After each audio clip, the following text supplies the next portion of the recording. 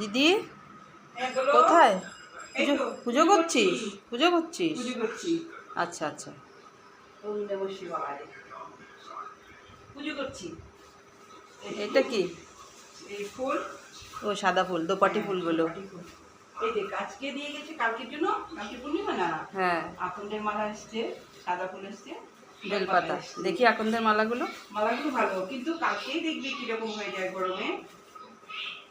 যা গরম, ফুলের আর কি দোষ বল? হ্যাঁ, হ্যাঁ, সুন্দর মালাগুলো। এই হ্যাঁ, সুন্দর। আবার সাদা আকন্দগুলোও ভালো কিন্তু। সাদা আকন্দগুলো, হ্যাঁ সাদাগুলো দেখতে খুব সুন্দর। হ্যাঁ,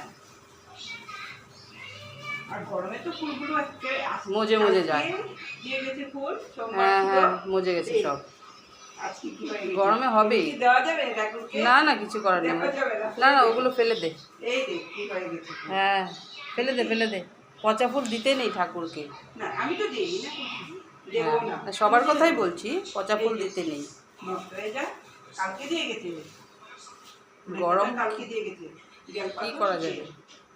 না এখন তো আবার এই বর্ষা সিজনে কিন্তু ফুলগুলো নষ্ট হয়ে যায়। হ্যাঁ, জল ক্ষেতের মধ্যেই তো জল পড়ে, জল পড়ে নষ্ট হয়ে যায়। ফুলের ক্ষেতে। ফুলের ক্ষেতে ফুল, জল পড়ে যায় না? হ্যাঁ, ফুলগুলো তো আগে থেকেই ভেজা হয়ে যায়। হ্যাঁ, কি করা যাবে? ফুলের আর কি দোষ বল? ফুলের কি দোষ? ফুলের কোনো দোষ নেই। হ্যাঁ, যাদের বাড়িতে মানে ফুল গাছ আছে ওদের হ্যাঁ, মজা, ফ্রেশ ফ্রেশ ফুল দিয়ে পুজো করতে পারে। পুজো করতে পারে। হ্যাঁ, এটা ঠিক বলেছিস।